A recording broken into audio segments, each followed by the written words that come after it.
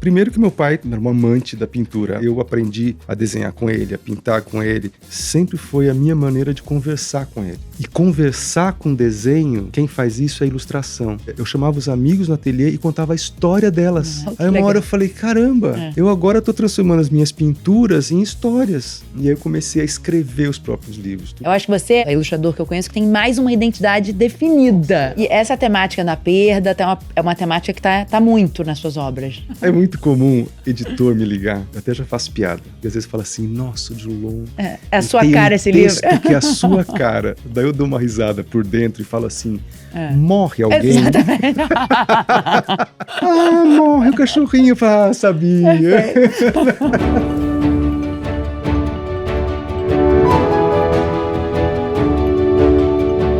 Oi, eu sou Marcela Levi, sou advogada, sou mãe de gêmeos, tenho um perfil no Instagram chamado Mãe Lê Pra Mim, onde eu reúno os livros que eu leio para meus filhos e eu explico por que a gente gosta deles. Esse aqui é o podcast Conversas em Capítulos, onde eu entrevisto pessoas do mundo da literatura infantil. E hoje eu tenho o nome do mundo da literatura infantil, que é o Odilon Moraes. Um prazer imenso ter você aqui. Eu acho que assim, não teve uma pessoa com quem eu conversei falando, olha, eu tô com esse projeto do podcast que não mencionou o seu nome. Então é um prazer imenso que você está aqui conosco e ter essa conversa com você. Você tem muitos chapéus, assim, tem o autor, o ilustrador, o professor, o editor, o premiadíssimo, né? Tem muitas facetas aí que a gente vai conversar hoje ao longo da nossa conversa. Mas eu queria começar do começo, da sua infância. Que você me contasse se a sua infância teve livros, se livros entraram depois na sua vida. Como é que se deu isso? Perfeito, Marcelo. Bom, prazer estar aqui com você e obrigado por todas as adjetivações aí que você fez. Muito obrigado. Então, deixa eu te contar uma coisa. Geralmente, né, quando você tem uma profissão ou sei lá, está dedicado a uma coisa, as pessoas acham, né, onde tudo começou. E é tão difícil pensar isso porque, assim, a cada, sei lá, cada vez que eu penso nisso, eu encontro outro começo. Os começos vão mudando também, né? Perfeito. Às vezes algo que você não achava que era o começo, um dia você fala, nossa, eu acho que eu já estava pensando nisso. As sementinhas vão sendo plantadas. A sementinha, então cada vez tem mas uma que eu costumo achar interessante, que para mim, durante muito tempo, né, foi uma marca, assim, na minha vida, que eu conto que porque eu morava no interior com meu pai, eu sempre morei no interior, nasci em São Paulo, mas morei até 18 anos no interior de São Paulo. E tinha uma coisa muito característica. Primeiro que meu pai era um amante da pintura, amante no sentido mais bonito, né? Então tudo relacionado à pintura, de coleções de pintura, ele pintava, material de pintura, eu aprendi a desenhar com ele, a pintar com ele. E tinha uma coisa que assim, ele tinha uma coleção Gênios da Pintura, acho que muita gente começou com essa coleção em casa, que era a coleção de banca, que na época, em cidade interior, era assim que você tinha informação, colecionando coisa de banca. E ele tinha, e eu, começando, aprendendo a ler, eu não tinha, não sei, porque a gente não tinha esse costume de literatura infantil, né, em casa. Meu pai lia, todos liam, mas não tinha. E uma coisa que para mim foi hoje em dia eu vejo como uma espécie de batismo, assim, que meu pai tinha uma coleção de mitologia grega do lado, na estante. E eu adorava, eu aprendi a ler num livro de história de mitologia grega. Que legal. Que as histórias são muito cativantes para as crianças, né? Sempre que eu apresento aos meus filhos. Hoje em dia você vê história de super-heróis, você fala, você conhece a história de tal? Ele fala, não, é a mesma coisa. Então você vai vendo que essas histórias de superação, né, Sim. Beberam aí na fonte da mitologia. Tudo. Então, e para mim, eu fui descobrindo a história de mitologia como quem lê conto de fada.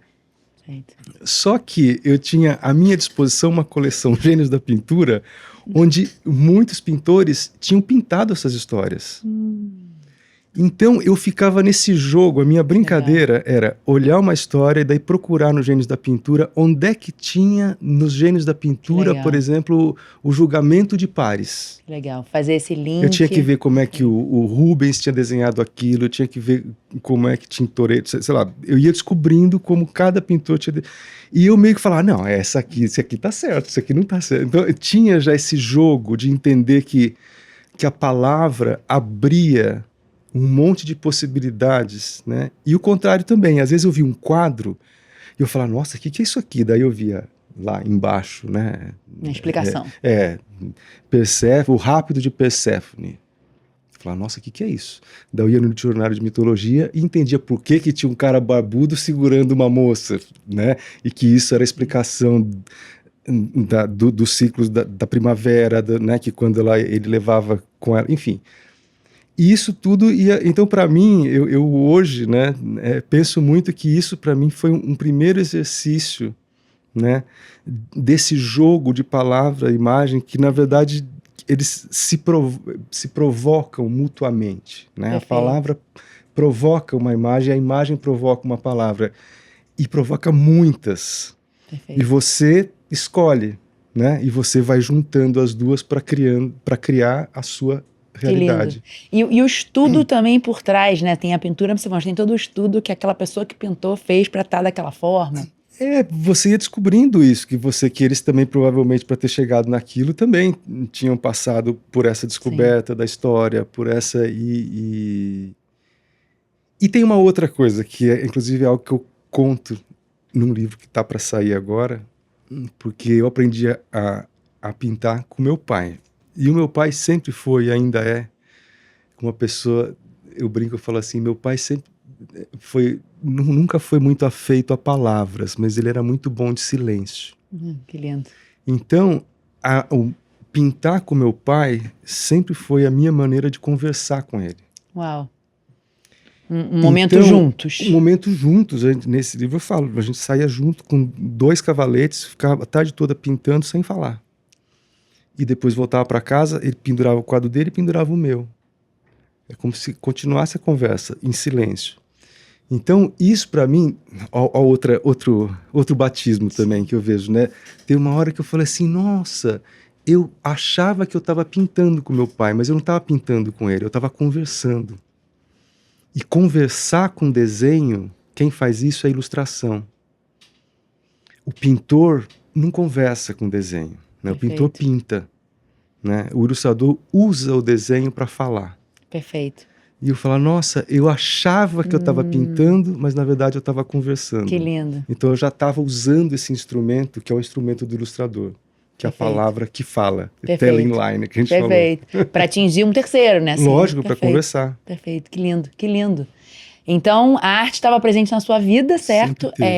Em que momento isso se tornou, olha, isso será minha profissão? Eu vou ilustrar e vou vender, e isso será minha profissão. Olha, teve muitos descaminhos, assim. Eu fui fazer arquitetura, né? Que tem a ver com desenho. Tem a ver com desenho, mas para mim foi ao contrário. Foi assim, o que eu vou fazer? Não sei, mas eu descobri que em arquitetura eu precisava saber desenhar. Eu falei, então eu vou fazer arquitetura, mas porque eu achava que o que eu sabia fazer da vida era desenhar, daí eu fui fazer arquitetura. Perfeito. Daí descobri que a arquitetura não é saber desenhar, é saber pensar espaços. E eu não sabia pensar espaços, eu sabia desenhar. E aí me frustrei com a arquitetura, daí parei tudo, daí fui tentar estudar. Eu tinha morado na adolescência na Inglaterra, daí eu tinha amigos lá que estavam estudando na faculdade, falaram, vem pra cá, vem estudar arte aqui. Daí eu fui, fiz 1 ano e falei, não é isso que eu quero também. Aí eu voltei pro Brasil. Daí voltei pro Brasil, não sabia, voltei para a faculdade de arquitetura, sabendo que eu não ia ser arquiteto, mas achando que eu podia fazer era continuar na arquitetura. E aí uma coincidência, um amigo meu, e daí eu comecei, falei, o que eu vou fazer? Eu queria continuar pintando, mas sabia que aquilo não ia ser minha profissão. Eu preciso ter dinheiro para pintar. Daí eu comecei a dar aula de inglês. Eu dar aula de inglês para poder ter dinheiro para comprar pigmento, para pintar, mesmo que aquilo não fosse a minha profissão. Perfeito. Porque eu sempre pintei. Prazer. A minha vida inteira eu pintei, né? Lógico, com meu pai. E naquele momento eu estava pintando sozinho. Mas era a minha maneira de pensar, de refletir. E aí veio um amigo ilustrador também, chama Ricardo Girotto, e que era muito tímido, e que veio para São Paulo, era do interior, e falou, eu tô indo mostrar uns desenhos de uma editora para ver se eu pego trabalho como ilustrador. Eu falei, que legal. E ele falou, vamos comigo. Eu falei, ele falou, eu não sei nem chegar lá, vamos comigo, a gente vai junto, não sei quem, faz companhia. Eu falei, mas eu vou fazer o quê? Ele falou, pega uns desenhos também. Aí eu peguei uma pasta de desenho, eu e ele de ônibus, assim, fomos até a Editora Moderna. Maravilhoso. Chegamos lá, saímos, cada um com um livro para fazer. Que legal. Aí um olhou pro outro e falou, e agora? Ele Como falou, que agora a gente tem que funciona fazer isso? livro. E daí eu comecei, assim, no susto, eu comecei a fazer livro. E nesse primeiro momento, para mim até, para mim foi assim, ilustrar, foi assim, ufa, consegui um jeito de ganhar dinheiro.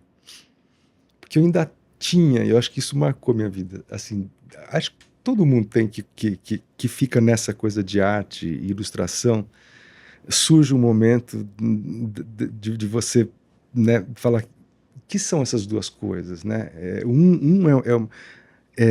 E eu tinha muito preconceito com ilustração, porque eu achava, como muita gente acha, que ilustração é uma coisa, é uma arte aplicada. Tá aquém da arte que você vê no quadro. Então, olha só que doideira. Eu ganhava meu dinheiro com ilustração para gastar pintando. Sim. E aí, aos poucos, eu fui me apaixonando por ilustração. E fui exatamente me encontrando mais... Aliás, ao contrário, as pinturas que eu fazia, eu não expunha. O que eu fazia? Eu chamava os amigos no ateliê e contava a história delas. Olha que maluco. Que legal. Aí uma hora eu falei, caramba, eu agora estou transformando as minhas pinturas em histórias. Eu falei, a ilustração está tomando o meu fazer, né? Perfeito. E aí eu fechei o ateliê e falei, não vou mais pintar. E aí eu comecei a escrever os próprios livros. Tudo que começava a vir, daí escrevi o Pedro e Lua, daí tudo que começava a vir, e que vinha em forma de quadro. Tanto é que eu tenho um quadro 3, 4 anos antes do Pedro e Lua, que chama Pedra e a Lua. Uau! Já estava lá. E que quando eu escrevi o Pedro e Lua, eu nem lembrei que eu tinha pintado esse quadro. Depois que eu fiz, que eu falei, não, eu tenho um quadro chamado Pedra e a Lua. Olha que legal. Mas você chegou a ilustrar muitas obras de outros autores até você publicar o seu primeiro mas livro. ainda com esse pensamento assim, vou ilustrar, que é o que é melhor do que dar aula de inglês. Então eu vou, chego lá, leio, desenho, papá. Entendi. E daí eu acho que veio a história do livro ilustrado, né? Sim. E eu já vi você falando que tem uma grande diferença entre, né, o livro ilustrado e o livro que tem imagens e o livro ilustrado, ou picture book. Explica um pouco pra gente esse conceito. Pra mim, a comparação, eu acho que se você vai, por exemplo, para terreno que nem a música, eu acho que é muito fácil entender quando a gente vai para o campo da música, da canção, né? Então, por exemplo, você tem canções compostas, por exemplo, por Dorival Caymmi. Mas você tem um disco, né, uma obra que é Gal canta Caymmi. Perfeito. Então a Gal Costa interpretando Caymmi. Você tem Tom Jobim canta Caymmi. Você tem até grupo de rock fazendo homenagem ao Caymmi, cantando Caymmi. Quer dizer, todos eles são interpretações do Caymmi. Perfeito. Essa interpretação, ela não é menor, ela é outra coisa. O compositor é um talento dele, da composição. Vamos pensar chamar crooner, né, como chamava um tempo atrás, que é o cantor. E que o talento dele é de dar voz e tornar mais belo, né, aquilo que já, né, tem esse potencial. A ilustração tradicional, que eu chamo, é isso. Quando você vê Chapeuzinho Vermelho, a coisa mais legal é ter vários Chapeuzinhos Vermelhos. Porque cada um é o mesmo texto. E cada um ilustrador fez daquilo uma outra obra. É a mesma obra, mas a interpretação dele se somou à obra, né? E construiu um outro modo de ver a mesma coisa. Perfeito. Isso é ilustração tradicional. Perfeito. E o talento do ilustrador é esse. Tanto é que eu acho que esse ilustrador tradicional, ele, primeiro talento dele é ser leitor.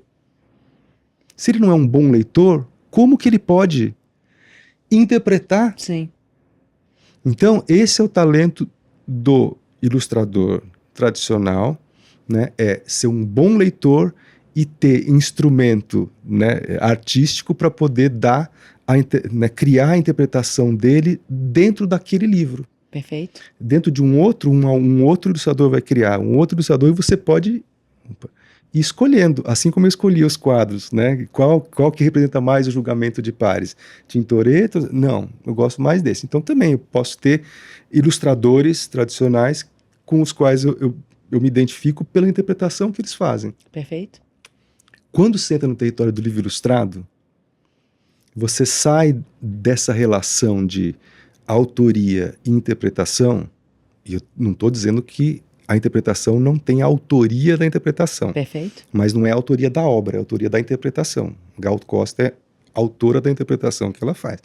Quando você entra no livro ilustrado, esse autoria e obra, na verdade, ela vai para o mesmo lugar. É como se fosse letra e música. Não tem mais o passo de quem vai interpretar.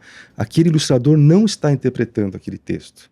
O texto está nascendo junto Ele em dois nasce formatos. junto, Então, quando você fala assim, Garota de Ipanema, de quem é?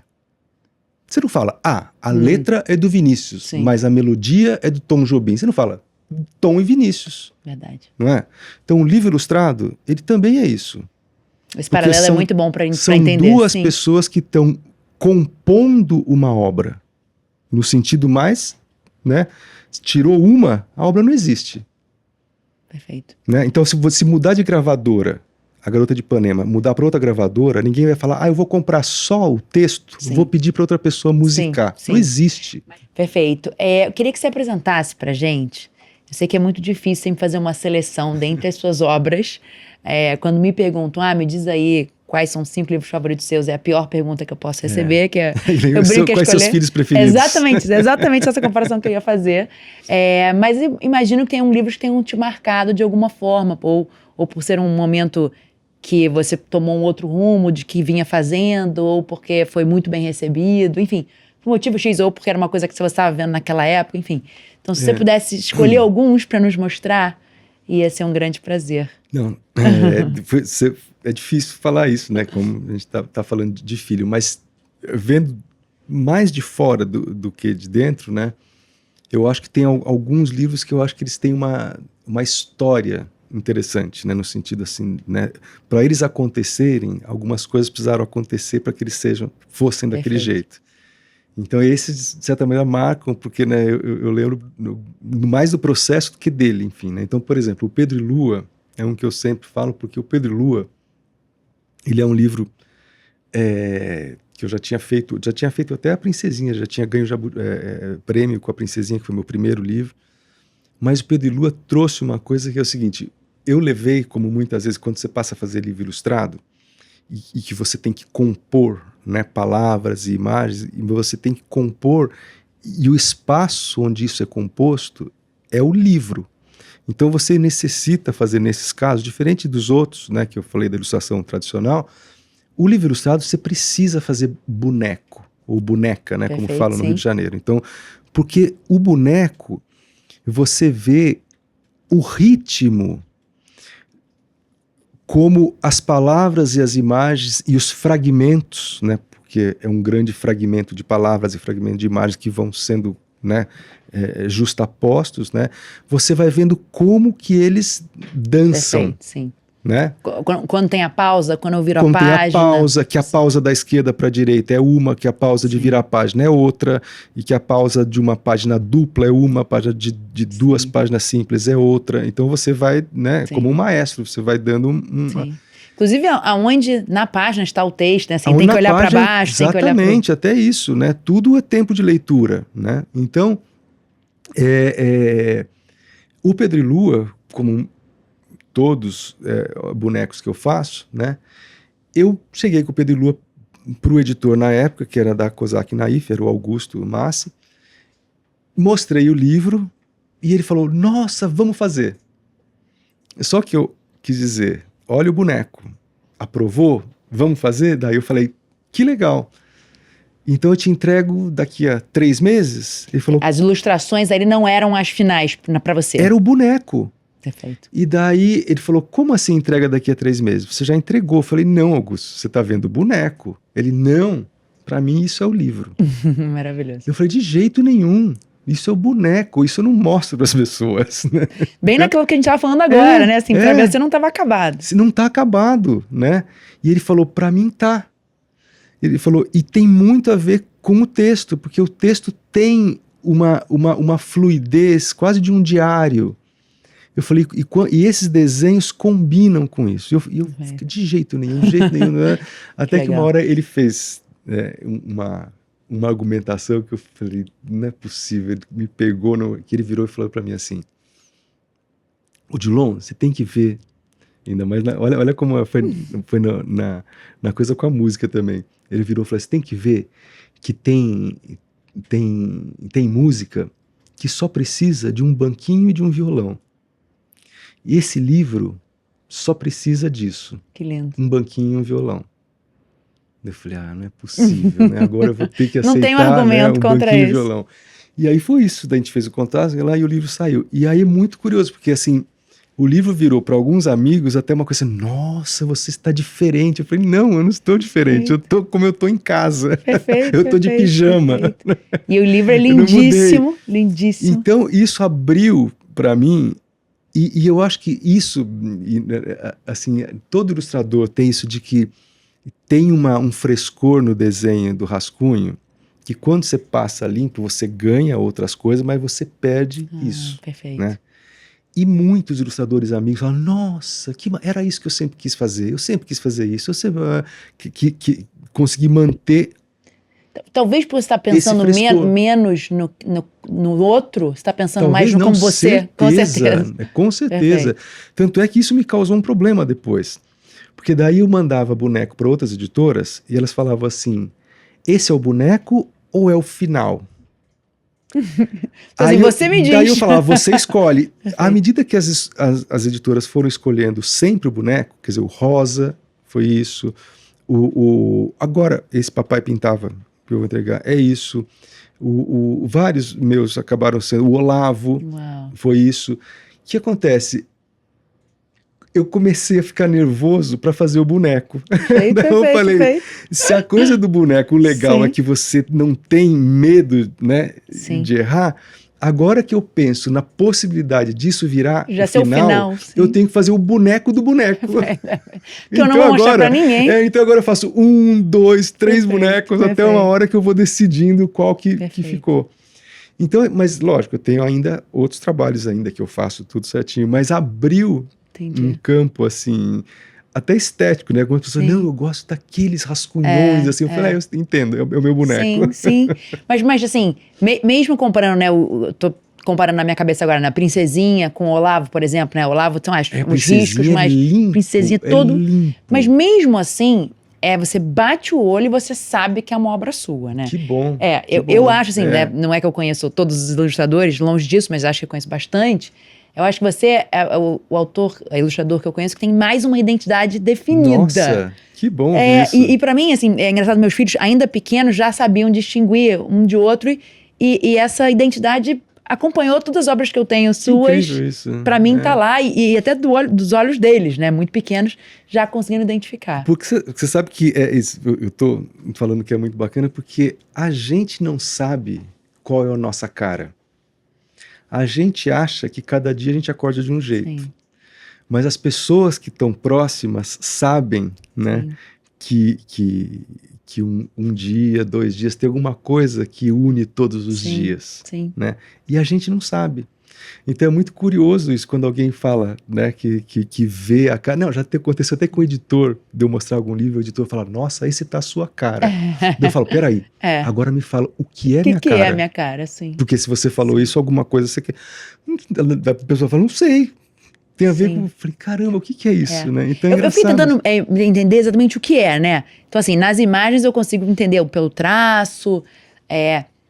Quando é o livro também com o texto, né, da sua autoria, para mim tem uma palavra que talvez, não sei se você concorda com isso, mas melancolia é uma palavra que volta para mim quando eu vejo as suas obras. Muitos silêncios, né, muito espaço para criar a história a partir dali. Você concorda com isso? É uma coisa que você tá pensando enquanto você tá fazendo? Não, eu não tô pensando, não tá pensando, mas sai, assim.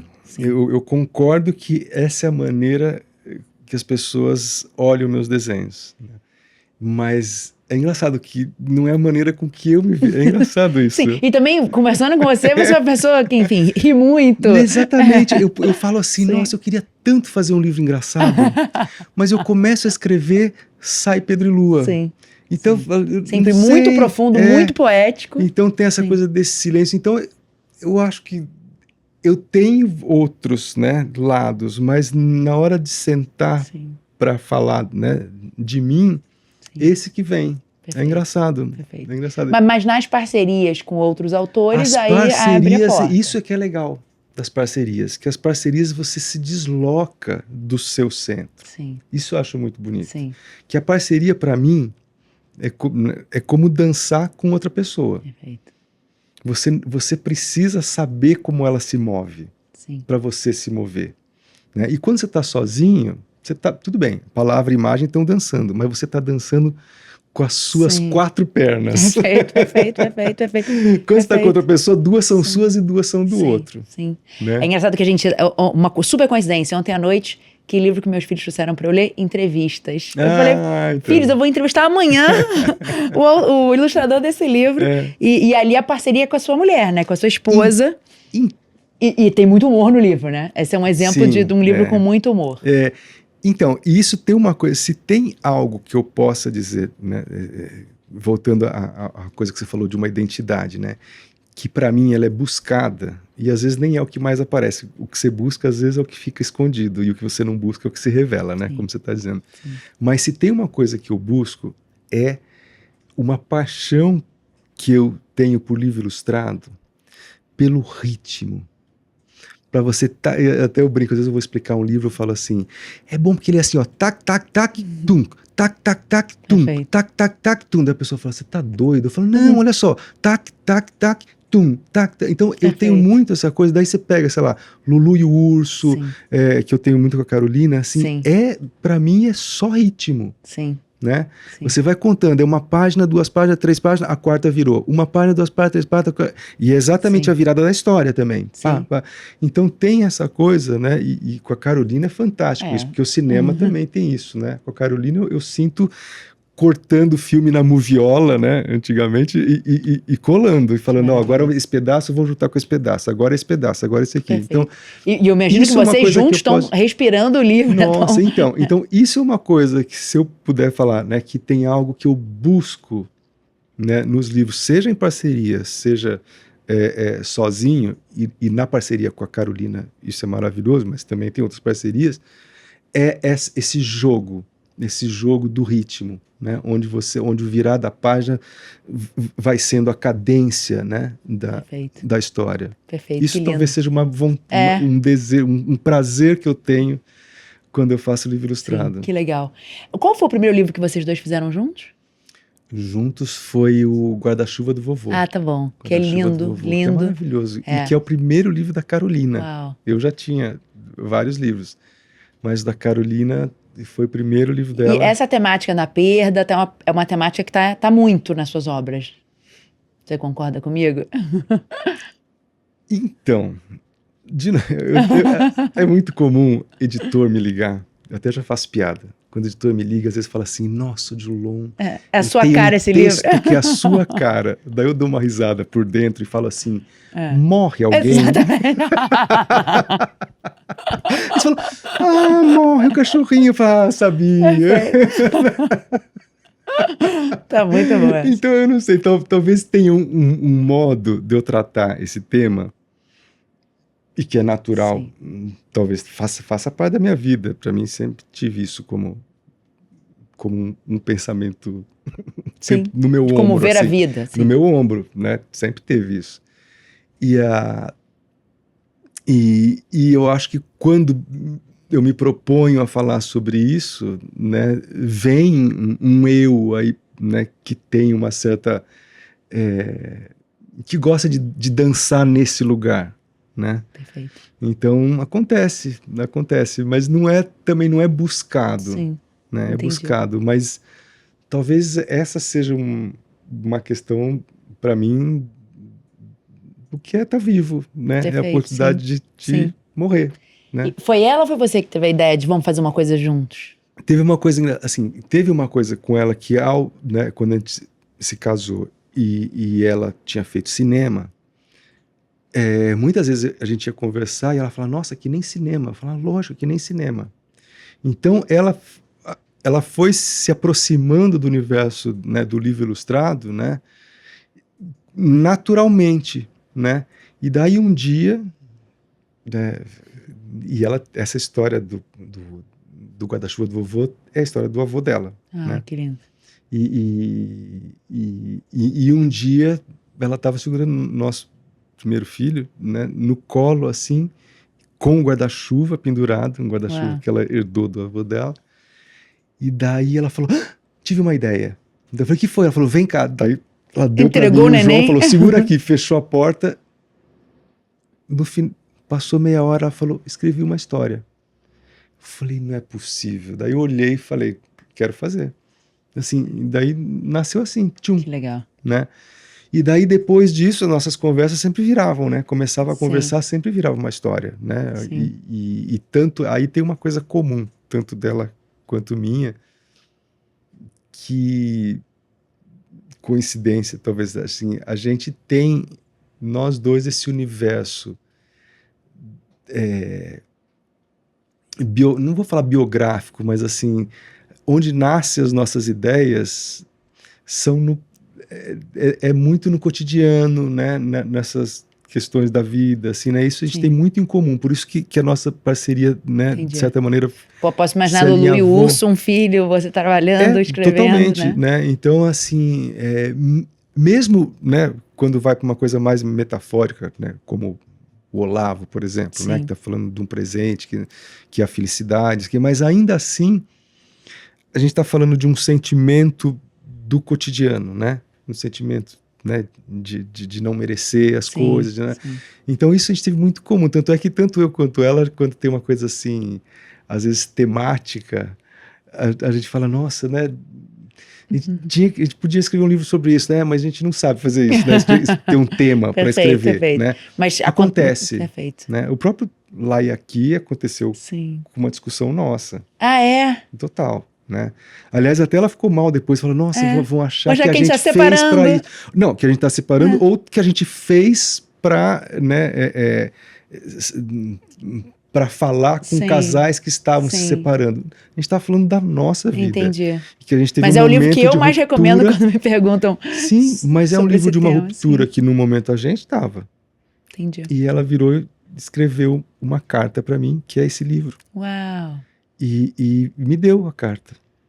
E daí você falou, vou ilustrar essa carta. Daí eu cheguei para ela e falei, tem duas opções, ou a gente separa ou a gente faz um livro. Uau, que lindo. Ela falou, vamos fazer um livro? Eu falei, concordo, vamos fazer. Daí a gente fez o livro. Mas assim, ele nasceu de uma situação onde a gente estava tentando entender o que estava acontecendo com a gente. Entendi.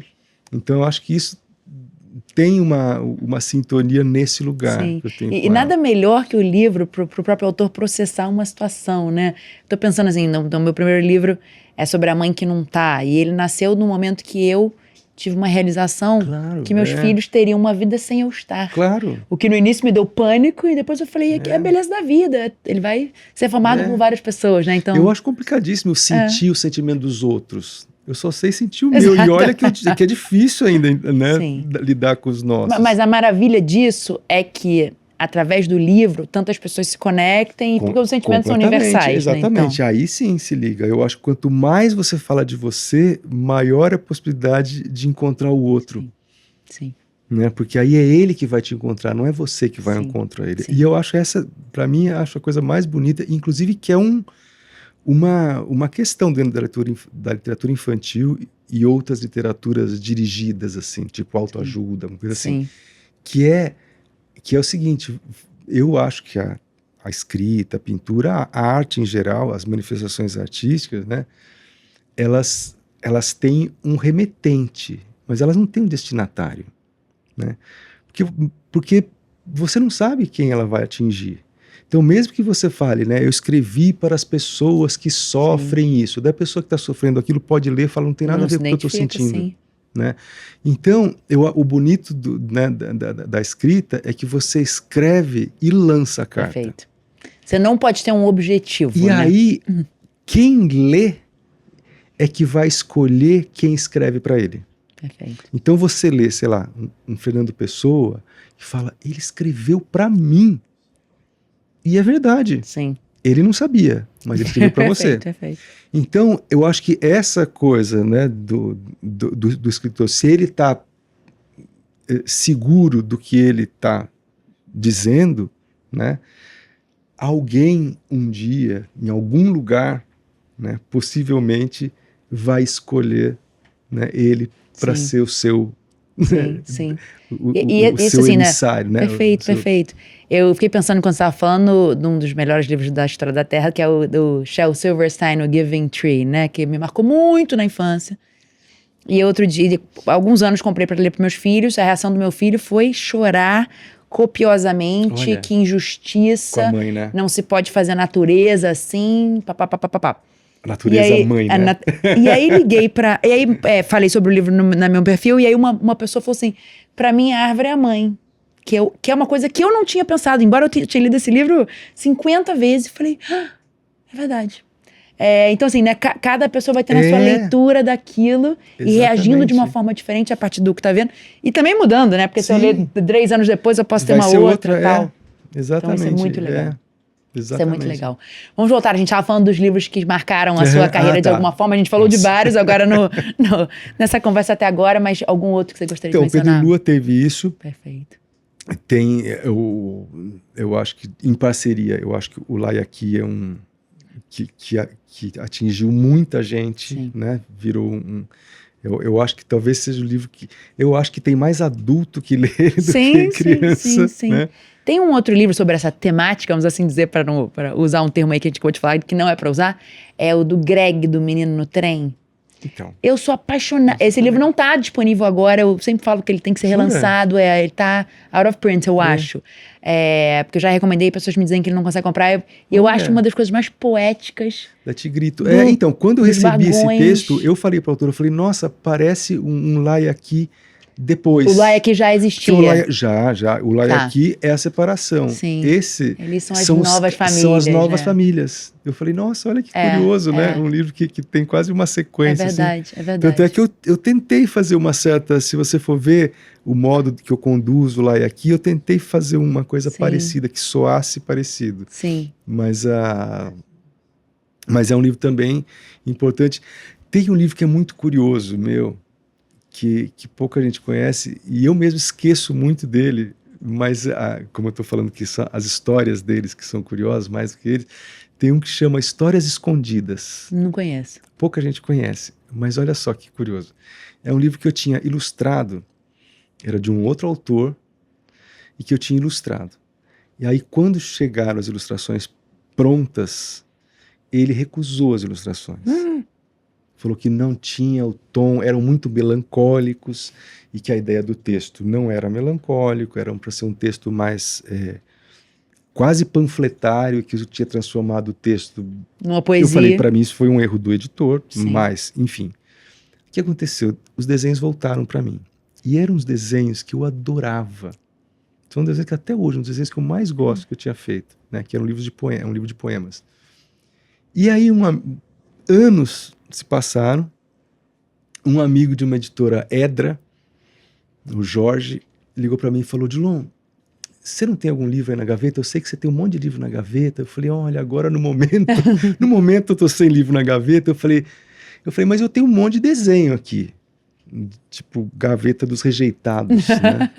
E daí ele falou, vou passar aí, vou dar uma passada. Daí passou, a gente pegou um monte de desenho, ele adorou eram quase 50 desenhos, ele pegou uns 20, juntou. Vou transformar isso num livro. E falou, adorei isso aqui, o que você acha de a gente transformar num livro? Eu falei, nossa, Jorge, se você conseguir, vai com você. Aí não sei o que foi, que ele não levou os desenhos, mas ele pediu para que eu separasse, embrulhasse, não sei o que lá. Aí eu separei os desenhos, escrevi uma carta para ele. E falei que os desenhos tinham para mim uma sensação de carta extraviada, né? Que ela perdeu o destinatário e ficou no limbo. Ela não encontra mais de onde ela saiu, mas também não encontra onde ela tinha que chegar. Sei. E escrevi uma carta contando isso. Uau. Né? Eis que passam alguns meses e ele chega no meu ateliê, bate na porta e fala, escuta, olha, seu livro, plá. Eu falei, nossa, Jorge, quem escreveu? E daí eu olho, assim, tô de Dilon Moraes. Eu falei, mas eu não escrevi livro nenhum. Ele falou, lógico que escreveu. Eu falei, não, quando que eu escrevi livro? Foi a carta? Ele falou, você não escreveu uma carta para mim? Eu falei, escrevi a carta para falar sobre a sensação que eu tinha dessas ilustrações, que elas ficaram perdidas. Ele falou, eu peguei o texto, dei uma garibada e encaixei aqui. Eu falei, não pode, então bota o seu nome. Ele falou, não, Dilon, isso é trabalho de editor. Eu falei, jura que você fez um quebra-cabeça com o meu texto, montou um texto e o texto é meu? Ele falou, ué. Eu falei, que esquisito. Esse livro saiu, é o livro meu que mais vendeu. Uau! Como que eu não conheço? É que ele Preciso vendeu conhecer agora. muito para a escola, porque olha que curioso, porque ele tem um monte de imagem e as imagens suscitam histórias. Entendi. E as histórias não estão lá. Entendi. Então, eu acredito que a minha única coisa que os professores talvez adorem, Perfeito. porque é isso. Abrir uma porta para vamos criar As ilustrações, elas pedem para você escrever uma história para elas. Entendi, que lindo. Sei lá, então eu acho que esse livro virou, esse próprio mistério delas não terem histórias, virou a própria história do livro. Que lindo. É um livro cujas histórias estão escondidas e você, como leitor, tem que encontrar. Uau, e cada um encontra a sua. Muito então legal. Ele não é um livro de imagem, é um livro de histórias. Isso que é maluco. Mas histórias que o texto vai dizendo que elas não estão lá. Uau! Muito legal, muito maluco, legal, né? muito legal. Eu falei, nossa, e o livro que eu não fiz foi o que mais vendi. Tá bom. Esse editor teve visão. Esse editor teve visão incrível. E você já atuou nesse papel assim de editor para várias obras? Eu tenho assim, eu sou apaixonado por livro ilustrado. Perfeito. Então, assim, sempre as minhas relações de amizade com editores, que eu tenho muitos, passam por, assim, eu preciso te mostrar um livro, eu preciso te mostrar um livro que eu acabei de comprar. Prazer, me mostre, né? Então, assim, eu tive uma participação, por exemplo, na Kozak, que exatamente quando começaram a publicar livro ilustrado, na verdade tudo começou quando começaram a publicar, eles iam publicar livros sobre livro ilustrado, aquele da Sophie van der Linden, a Maria Nikolaeva, e aí eu lembro que eu era muito amigo do Augusto e da Isabel Coelho na época, e eu soube que eles iam publicar esse livro, e eu lembro que eu falei assim, mas como que vocês vão publicar esse livro, sendo que as obras que são citadas, a grande maioria não tem no Brasil? Como é que a pessoa fará essa referência? Não tinha no Brasil nem Onde Vivem os Monstros. E eu falei, Onde Vivem é a Mona Lisa do livro ilustrado. Exatamente. E vai ter capítulos falando sobre ela e a pessoa não sabe que livro é. Não dá.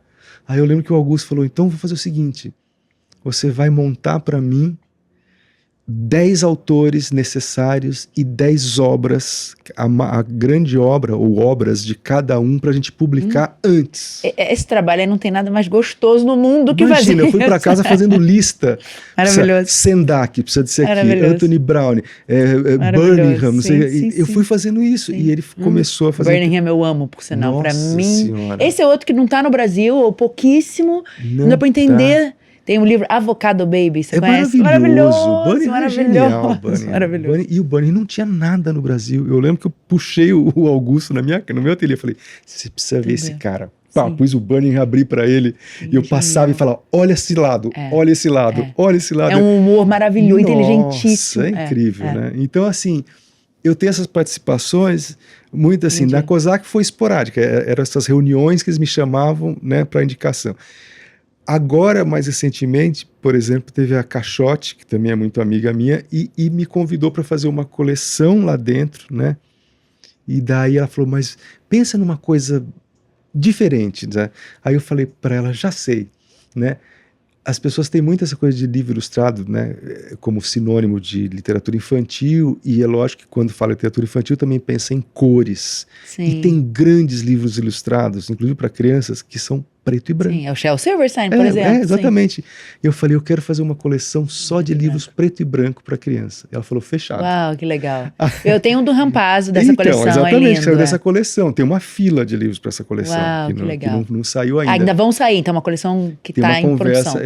Tem conversas com ela de alguns, né, que poderiam sair por essa coleção. Perfeito. Então, mas de novo, também é uma coisa que muito específica, né, de uma coleção montada. Mas imagino que no seu papel como professor também isso acaba acontecendo naturalmente, né? Então, para mim, esse papel como editor e como professor é muito parecido, porque os dois lugares são lugares para conversar sobre essa paixão. Sim. Então, o que eu faço para dar aula? Eu falo, a minha aula nada mais é do que tentar fazer as pessoas se apaixonarem pelo que eu sou apaixonado. Perfeito. Isso é que é aula. Perfeito. Né? Então, se as pessoas saírem com vontade de entrar numa Sim. livraria e ver todos os livros, a aula deu certo. Sim. É isso Não, que eu você deve queria. ser um professor maravilhoso, você fala de uma forma muito apaixonada, assim, então, Então, né, reverbera. exatamente. E é a mesma coisa que eu faço quando eu vou conversar com o editor. Eu falo, você precisa ver esse livro Sim. que eu tenho, né? Então é delícia. isso. Então vira para mim. Então, essa coisa de editor é muito bacana que eu tenho só o lado bom, né? Porque quando eu converso com esses amigos editores e sei das coisas burocráticas, de conversa, de direitos, e lá eu falo, nossa, eu nunca conseguiria ser um editor. Aí, quando a Bel da Caixote me chamou, eu falei, Bel, eu adoraria ser editor, mas eu não sei nem mexer no computador, como é que eu vou ser editor? Posso fazer só a né? parte boa? Aí ela falou, eu te deixo só a parte boa. Realmente. Eu falei, não acredito Dream que você job vai ser. esse. Exatamente. Eu falei, não, então, lógico, já tá topado, né? Se é só a Perfeito. parte boa. Perfeito, que legal, que legal. Na sua casa você tem filhas? Eu tenho uma menina Perfeito. de 12, um menino de 15 e outro de 18. Perfeito. Então, eles eram crianças quando você começou a trabalhar com isso, né? Crianças Quando eu comecei a trabalhar, eles nem existiam. Não existiam, né? Nem existiam. No seu primeiro livro. Porque o João é de 2005, o Pedro e Lua é de 2004. Ah, uau, ok. O Pedro e Lua saiu com o João na barriga da Carolina. Tá. Porque eu fico pensando assim, pra mim, né, assim, a minha ideia de escrever um livro foi muito a partir da minha vivência lendo para os meus filhos, né? Então, se eu veio antes, então imagino que quando os filhos chegaram, isso deve ter dado uma mudança também, assim, no seu... Então, você sabe que eu fiquei muito... Porque, assim, eu sempre dizia, quando me perguntavam sobre crianças, eu falava, não tenho filho, não tenho criança próxima. Isso surgiu desse meu gosto pela literatura, pela leitura, pelo desenho, por essa coisa desde pequena de ler livros de mitologia e ler coisa, e surgiu assim. E antes de você continuar, tem um pouco a ver também assim, eu me lembrei agora, lendo Sendak, que a gente acabou de mencionar, que ele disse assim, eu não escrevia pra criança. Eu escrevi o que eu queria escrever, vinha também um pouco desse lugar assim antes. A princesinha sou eu. A princesinha. É uma coisa que eu estava vivendo e que aconteceu, uma história só que inversa, que era uma menininha, filha de uns amigos, que eu estava muito mal, e ela um dia foi em casa e pegou na minha mão e ficou de mão dada comigo. E foi o dia que eu consegui respirar. Uau. E eu falei, preciso escrever uma história. Que nem o menininho com ela. Então, na verdade, eu sou a princesinha e ela foi o menininho. Entendi. O meu menino. Que né? lindo.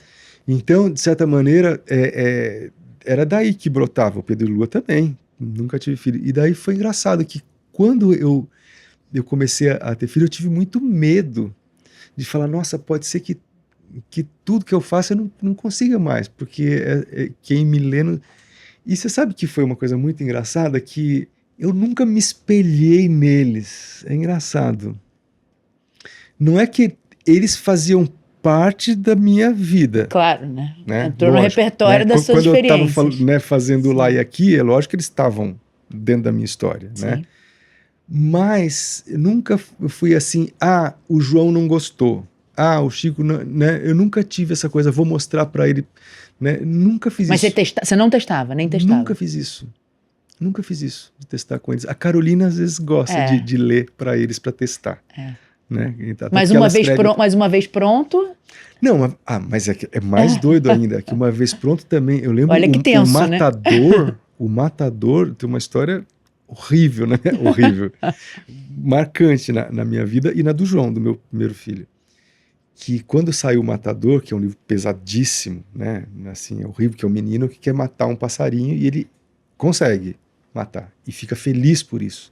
Até que no final tem uma coisa que te marca, apesar de 99% do livro você ficar desconfortável com a vontade louca do menino de matar um passarinho, que você não sabe o que você faz com aquela vontade, que também você quer virar a página para saber, mas você está com medo, né? Sim. E aquele livro tinha acabado de sair, chegou em casa, estava em cima da mesa, e o João, que adorava bicho, que era muito sensível, tinha 7 anos, 8 anos na época. Já sabia ler, pega o livro e começa a folhear. Quando eu vi isso, eu gelei. E ele começava a ler E eu olhava para Carolina e falava, papai que fez isso? E cada página que ele virava, ele respirava assim com ódio de estar lendo aquilo, com muito ódio.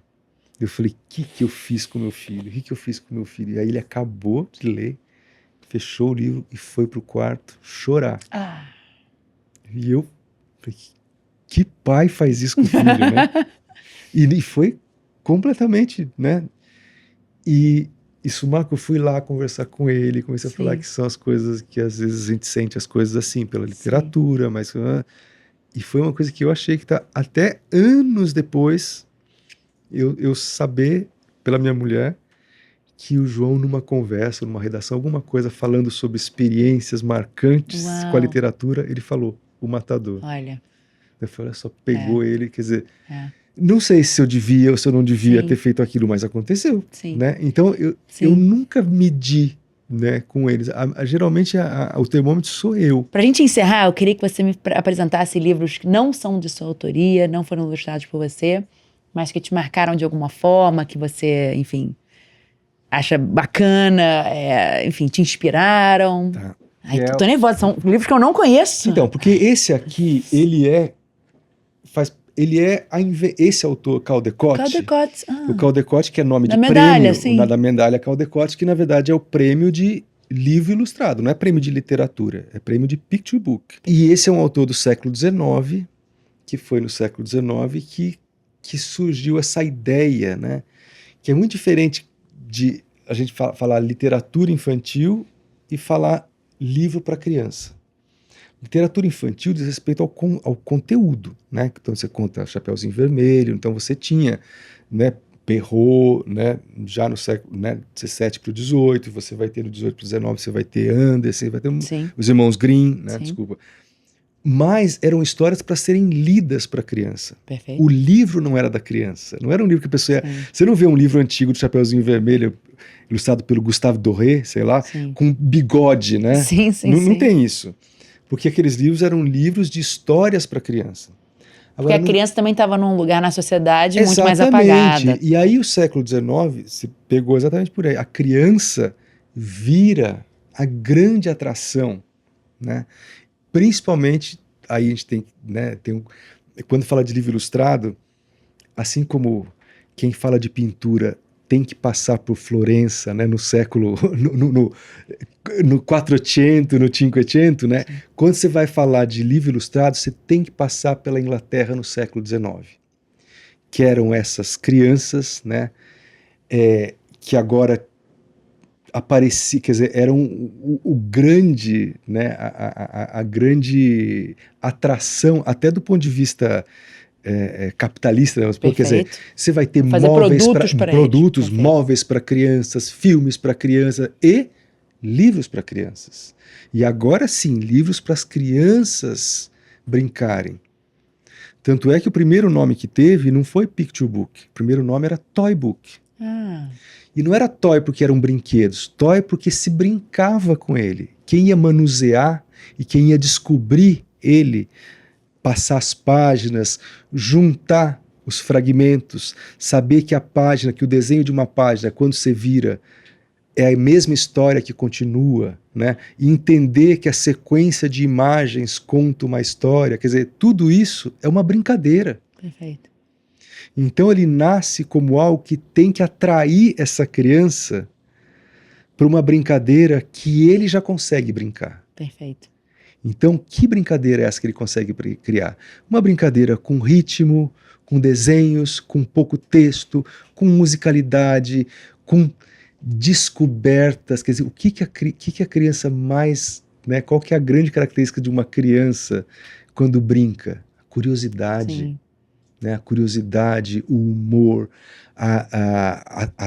o suspense, quer dizer, tudo isso vai virar, né, de certa maneira, né, alimento para essa literatura, né, não é nem essa literatura, esse objeto chamado livro, onde as crianças agora iam começar a brincar. Uau, espetacular né? isso. Então, o Caldecott é um que vai pegar, inclusive, parlendas, música. Esse aqui, assim, que a Song for Sixpence, sim. conhece para quem estudou inglês, Sim. é uma canção, né? Uma nursery rhyme, né? Perfeito, De coisa. E ele vai pegar, mas com os desenhos, ele vai intercalar com o desenho e fazer uma dança, onde tem coisas que acontecem antes no desenho. Aí você fala, já sei, você vira a página e fala, era isso, né? Então ele começa, não é à toa que muitos estudiosos de literatura, inclusive o Sendak, tem um livro que chama, um livro teórico do Sendak, dos anos 80, que chama Caldecott e Companhia, onde ele escreve vários textos sobre as pessoas que ele admira, o Winsor McCay, vários desenhistas, e um deles é o Caldecott. E ele fala nesse texto por que para ele o Caldecott é o inventor do livro ilustrado. Uau, que lindo. E ele fala que o Caldecott, aliás, tem uma frase do Caldecott explicando o próprio trabalho, que ele fala assim, que as imagens entram onde a palavra não chega, e a palavra entra onde a imagem não chega. E o Sendak vai falar, essa é a definição mais bonita de livro ilustrado, feita pelo Caldecott. Né? Então o Caldecott é a primeira pessoa que dentro do toy book ele vai usar a sequência de imagens e a sequência para criar ritmo. Então até muita gente acha que a gente tem que saber que nessa época o cinema estava sendo inventado, né? Então tem até umas especulações, eu vi um autor que escreveu uma biografia do Caldecott que diz que suspeita que o Caldecott viu uma exposição do Muybridge. Sabe aquelas fotos famosas do cavalo, que ele queria saber se o cavalo tirava as patas? Então ele pôs várias máquinas, né, fotografando a cada segundo o cavalo, né? Isso virou uma exposição e disseram que isso é a fragmentação da imagem. E a fragmentação da imagem que cria a ilusão do movimento, que vai dar no cinema e na literatura vai dar onde? No livro ilustrado. Perfeito. Onde a fragmentação da imagem cria a sequência. Que lindo. Então, para mim, o Caldecott é... Espetacular. Não sabia que o Caldecott... Não sabia a origem dele. Então... Você conhece esse livro? Não, já achei lindo. Tem uma esse janela. Livro nem é considerado... Foi publicado como quadrinho. Tá. Porque o universo do quadrinho também... Cinema, quadrinho, livro ilustrado, tá tudo... muito parecido.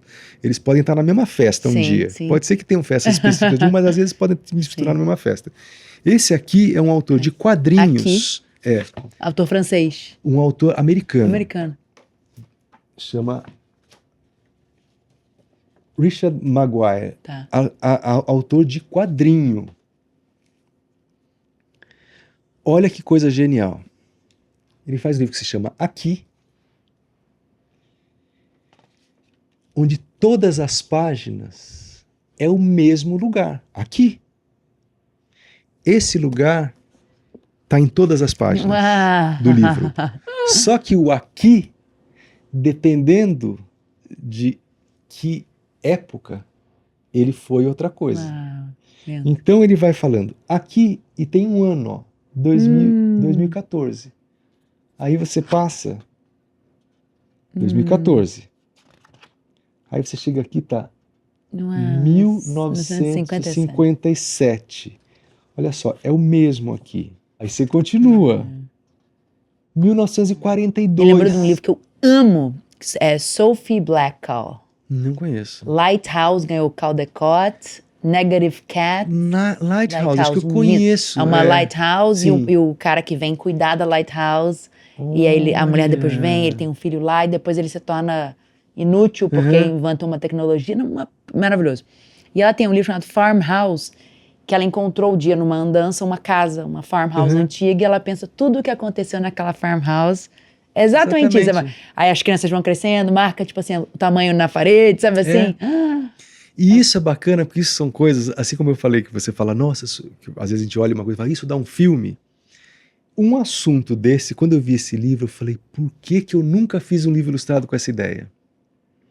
Olha que ideia. Então é isso, assim, eu vejo isso aqui e falo, o que já aconteceu nesse ambiente? Porque o livro ilustrado tem esse jogo de você poder falar duas coisas aparentemente contraditórias, mas que na verdade, se você juntar, tem uma terceira coisa saindo de lá. É verdade. né? Isso é muito bonito. E eu tô pensando para uma criança, né? Porque, por exemplo, meus filhos falam assim, mãe, quando você morrer, eu vou continuar morando aqui, né? Eles sempre imaginam aquele lugar como o lugar da vida deles para sempre, né? É difícil entender que outra pessoa já pode ter morado ali, né? Exatamente. Então, isso aí dá um livro com Exatamente.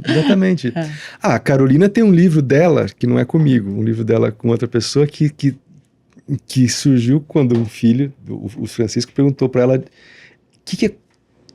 falava assim, aconteceu isso, mas antes. Aconteceu isso aqui, e antes? E daí ele viu que ele estava indo para um lugar que, tipo assim, e antes de eu nascer? E antes de você nascer? E ele estava indo, que ela falou, nossa, ele está ficando desesperado nessa ideia do antes. Qual que é o começo? Então ele é quase um aqui, só que é o contrário. Ele ao invés de chamar aqui, ele na verdade é um livro que vai voltando. Uma ré na vida. Uma ré na vida até o Big Bang. Ele acaba no Big Bang. Uau, que lindo. Que livro é esse? Chama O Que Veio Antes. Não conheço. Da Carolina. E ele abre ao contrário. Uau. Então você vai abrindo e vendo a página anterior. Perfeito. Que lindo. E na última página acontece o Big Bang. Que lindo, que lindo. Agora que você falou, eu acho que eu já talvez tenha visto ele. Lindo, lindo. Adorei. Então é isso, é uma ideia que você fala, nossa, cabe certinho num livro ilustrado. Olha só, onde mais que eu posso fazer a coisa passar ao contrário? No cinema, pode ter um filme que vai de trás para frente, pode ter, mas olha no livro, você fala, olha, esse livro vai começar a passar assim. E o final da história vai ser o começo. Você está na sua mão, né? Então o livro ilustrado é isso, ele abre um campo de criação que às vezes você vê uma coisa e fala, nossa, dá um livro ilustrado. Tá. Que lindo. Sim, perfeito. O que mais você tem aí? Olha, talvez eu queira fechar com uma brasileira. Perfeito, ótimo. Que é a Ângela Lago. Perfeito. E que é uma brasileira que talvez tenha uma das visões assim de livro ilustrado mais bonitas que eu já vi. E que eu posso não ter tido a sorte de encontrar, mas algumas pessoas que eu conversei sobre o pensamento da Ângela no exterior, gente que estuda livro ilustrado, acham uma coisa deslumbrante, sem igual, que é o seguinte, e que é uma coisa que é tão doida que passa batido na obra dela. E às vezes, né, você fala, não, como é que pode uma coisa tão forte no pensamento dela, e ela faz questão de não contar para ninguém. Atenção. É como se tivesse alguma coisa que fala, um dia você vai descobrir isso no meu livro. E eu tive essa sorte dela contar para mim. Acho que para algumas pessoas tiveram. Que é o seguinte: se o que a gente está falando de livro ilustrado, né? E tem uma coisa que a própria Ângela vai falar. Ela fala que o livro ilustrado você tem que virar a página como quem vira uma esquina. Você nunca pode saber o que vai encontrar. Você tem que ter uma curiosidade para o que você vai encontrar. Então o livro ilustrado, isso já bate com um pensador do livro ilustrado que fala que é o Barry Nodelman, que ele fala que num bom livro ilustrado você não pode parar nas imagens, você tem que passar por ela, assim como você passa pela palavra. Uau. Porque se você para o ritmo, acabou o ritmo. Então uma boa imagem tem que levar você para a próxima página.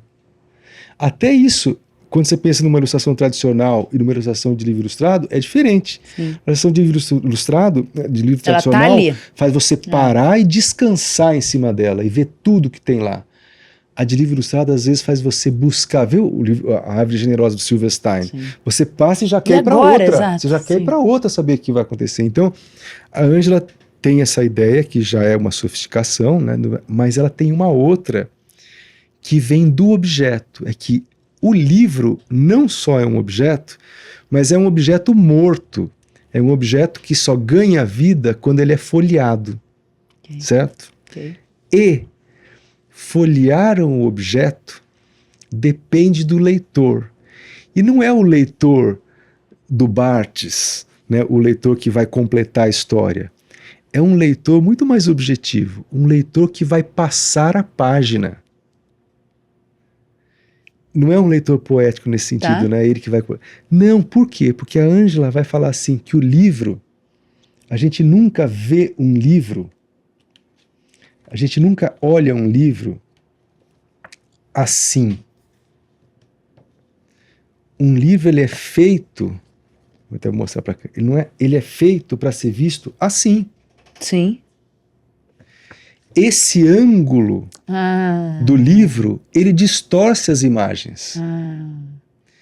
E o leitor tem que ter o acesso ao que você está propondo a partir desse ângulo. Então o livro é como uma obra de anamorfose. Sabe aquelas obras que a Regina Silveira tem isso, que você tem assim, uma figura que você não entende o que é, mas se você vai num canto e você fala, nossa, é uma cadeira. Sim. Né? Entendi. Até então ela faz a ilustração pensando, essa é a maneira como eles estão olhando para o livro, e ele tem que... Olha isso aqui, por exemplo. Olha essa página assim. Acho que se a câmera pegar isso, é fantástico. Agora, se você fizer assim, olha. Olha isso. Uau, sim. Isso é ilustração. Sim. Uau. Isso aqui parece um pop-up. Total. Parece que a página imensa, saltou para frente. Sim. Não saltou para frente, mas saltou. Uau. Porque para Ângela, o ilustrador, no desenho, ele tem que criar esse espaço de ficção que está aqui. Uau. A Ângela pensa o livro como um palco de teatro. Então, isso aqui, ó, esse vazio da gente aqui, faz parte do livro. Espetáculo. Porque é ele que vai dar o afastamento necessário para você entrar na história. Espetáculo. Olha esse livro da Ângela, premiadíssimo com todos os méritos, mas toda vez que você vai ler sobre ele, vai falar sobre o fato de ser um livro muito original, que é um livro que fala de uma criança pedindo esmola no farol. Isso já é uma coisa... Sim, fora do... Agora, se você, além disso, você pega as ilustrações dela e você entende que a sensação que ela queria criar com essa criança no farol não era essa. Era isso que ela queria que você visse. Isso é que está espremido entre carros, não é isso. Sim. Isso aqui é o que ela queria. Olha essa daqui, ó. Uau. Ela não queria que você visse o carro assim. Ela queria que você visse assim, ó. Uau, fortíssimo, isso eu não Olha conhecia. isso aqui. Sim. Aqui o cara tá quase entrando dentro do carro. Impressionante. E a senhora assim. Ela tá se... Isso aqui não tem essa força. Espetacular. Então a Ângela, ela tem uma força na linguagem com a palavra, com a imagem e com o objeto. A experiência, isso tá é pensando uma das coisas dela. Leitura, todo o livro da Ângela tem uma hora que você fala, deixa eu entender a criação dela dentro desse objeto. Sempre tem uma sacada dela que ela usa dentro do objeto para contar coisas. E que se você, sem saber, você cai. Perfeito. Mas aí vem a coisa que eu falei do prazer do adulto, né? Sim, a hora que você descobre isso aqui, você fala, você quer ver todos os livros dela de novo. E quer descobrir qual a sacada do objeto que ela teve para fazer aquele livro. E que para a criança nem é importante. Sim. Mas para um adulto que está entendendo o mecanismo do livro ilustrado, da criação, isso é fantástico. E é isso que faz a gente se apaixonar. Espetacular. Adorei. Adorei. Aprendi muito na nossa conversa. Dilon, foi um prazer muito grande. Que conversa deliciosa. Podia durar muito mais, né? Assim, muito boa. Marcela. Muito obrigada. É um prazer imenso mesmo. De verdade. Que isso. Muito bom. Maravilha. Espero que você saia daqui correndo para uma livraria. Com certeza. Para a sessão de livros, né? Aliás, tem uma coisa que eu sempre brinco. Às vezes eu compro muito livro ilustrado para amigos, né? Sim. E é muito comum você chegar numa livraria e a pessoa fala assim, para que idade? Não, eu adoro falar assim, eu adoro falar assim, 42, mas pode ser que seja 43, eu não tenho certeza. A pessoa fica olhando. Maravilhoso. Adorei. Muito obrigada. Um prazer imenso.